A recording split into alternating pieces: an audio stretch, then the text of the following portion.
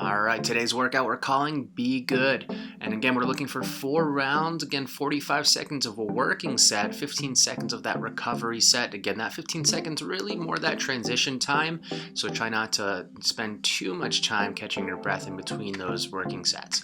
So we're looking for a squat rotation today, curtsy step ups, some lemon squeezers, some leg lowers, some bridges, and some toe taps. So a little extra bonus movement into this workout. So let's dive right in. All right, first movement here, we've got our squat rotations. It's best to set your feet up underneath your hips or shoulders for this one so you're not super wide here. Slight angle out to those toes, and we're going elbows out to the side and hands behind the head.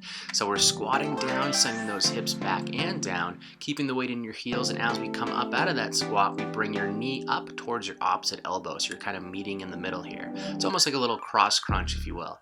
So working our way back and forth between those two sides, alternating each repetition, making sure we try to work as nice and low as we can into those squats, ensuring we're keeping the weight in those heels.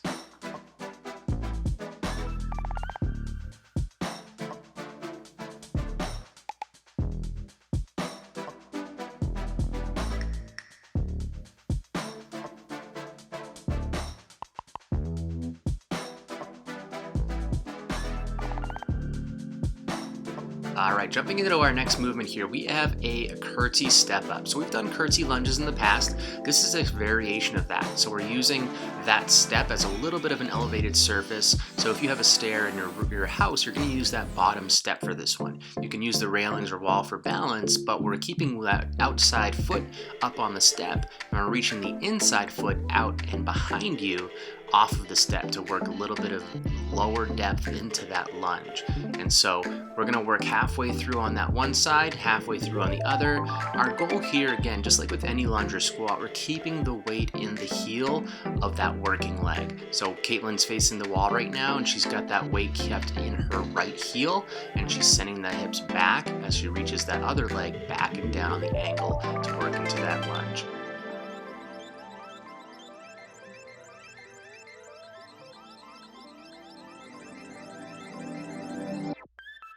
All right, we are going to go onto the ground now, onto your back. Arms are going to start over your head here. We're looking for some lemon squeezers. I'm going to start off with a more challenging variation here where we're bringing our arms forward, almost like a sit-up movement, and we're also tucking our knees in as we come up into that almost V position. And then we control back down, keeping that hollow position in those abs. If that's a little too challenging, you can always keep your hands behind you resting on the ground for a little bit of support and tuck your knees in this way. So still folding in the middle, bringing that chest up towards your knees and your knees up towards your chest, and that's going to help recruit those abdominals and those lower abdominals as well.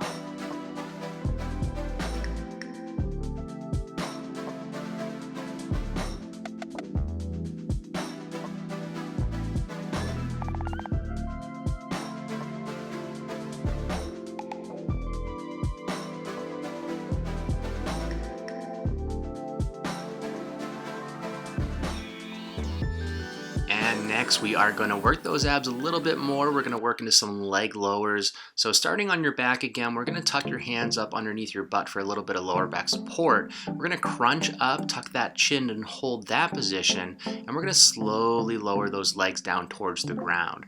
The objective here is to keep that lower back from rounding, right? We want to keep that nice flat back, and we can come up into a little bit of a hip raise at the top. If it's a little too challenging to go both legs at the same time, we can alternate one at a time here. Again, you can get that little rock back at the top to get a little lower abdominal recruitment into that reverse crunch movement there.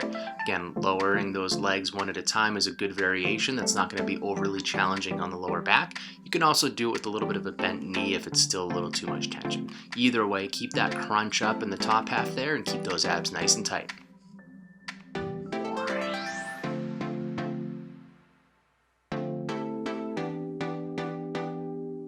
All right, we're going to stay on the ground for one more movement. We're going to go into some bridges, so those abs will get a little bit of a rest. So we're on your back, and we're going to bring your heels back towards your fingertips with those arms stretched out your side. So what we're doing here is we're really driving down through those heels to drive those hips high towards the ceiling. And as you do that, I want you to push your knees a little bit wide, and that's going to help recruit those glutes a little bit more. So we're really focusing on the control down to tap your butt to the ground. Again, drive through those heels to lift those hips as high as you can while pushing those knees a little bit wide to really get a good squeeze into those glutes.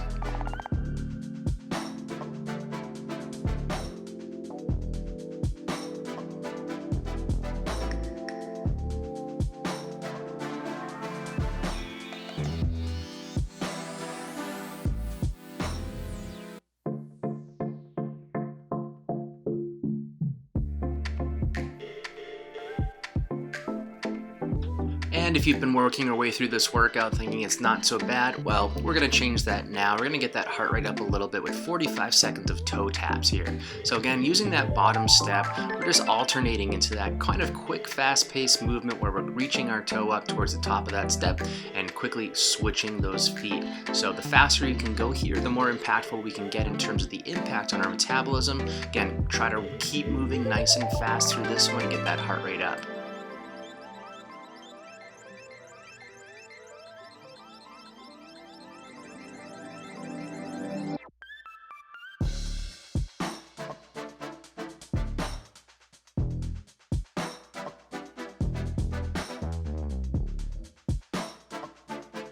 And as we wrap up those toe touches there, we are done with our first round. Again, we're looking for a total of 4 rounds here. Try to keep moving fast, get a nice sweaty selfie in the Facebook group, and post any questions or comments in the comment section.